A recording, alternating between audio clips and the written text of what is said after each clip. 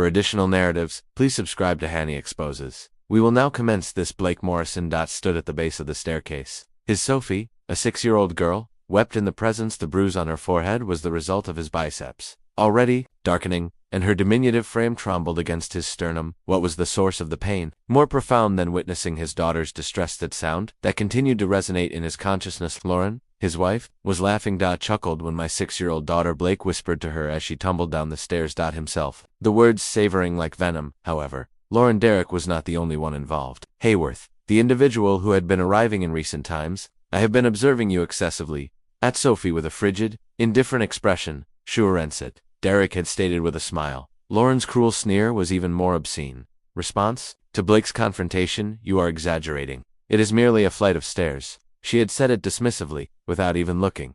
Blake gazed at Sophie as she clung to him.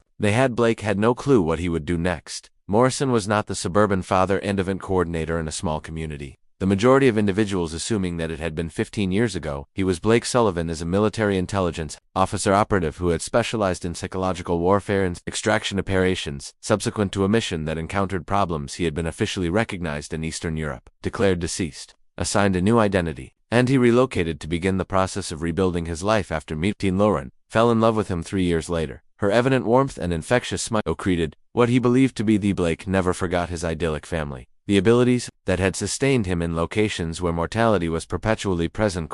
He merely concealed them beneath school performances and community events. Theater productions that he coordinated by means of his event planning enterprise. Morrison hosted events growing up in Connecticut with privilege. The daughter of a judge and a socialite she had married, Blake under the impression that he was a mere another, uninteresting, and secure.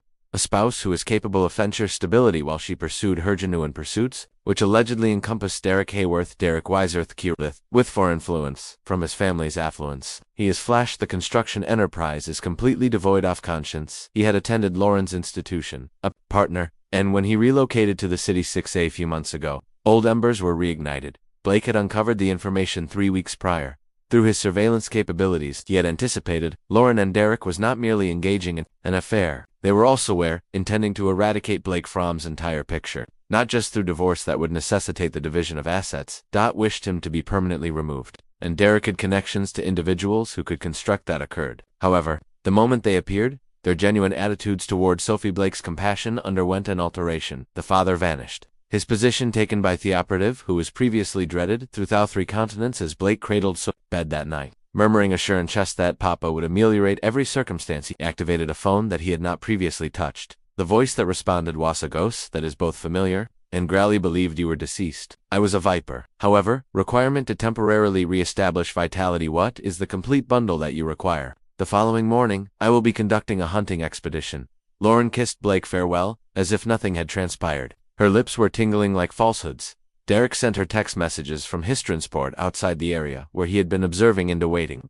They believed that Blake was frail. It was inevitable that they came to perceive him as passive. A spouse who orchestrated Little League and participated in charity events. They were on the brink of discovering their error. Where Blake spent the day establishing what he addressed the theater as his in private, he was granted access by an event planning organization. 2 venues, contractors, and a network of individuals who were obligated to provide him with privileges. Most significantly, it provided him with the ideal to conceal complex operations. That Lauren's evening was spent preparing for her upcoming. Believed that it was a typical evening out for girls. In reality, a rendezvous with Derrick. Blake received a package containing goods he had aspired to never see him again. Surveillance of phones that are untraceable, documentation and equipment for 3 hits. Previous supervisor had also adopted new identities.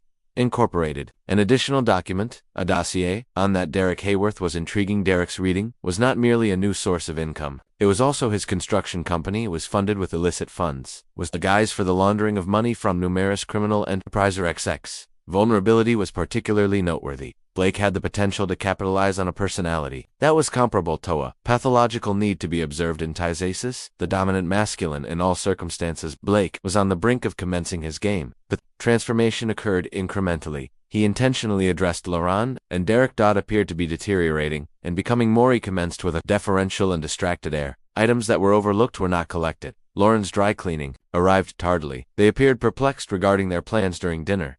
interpreted this as defeat, in the same way as Blake's intention was to coordinating the most intricate careers, psychological operation. He visited Derek's construction sites that draw on the expertise acquired in a foreign country. Blake implemented surveillance in various countries.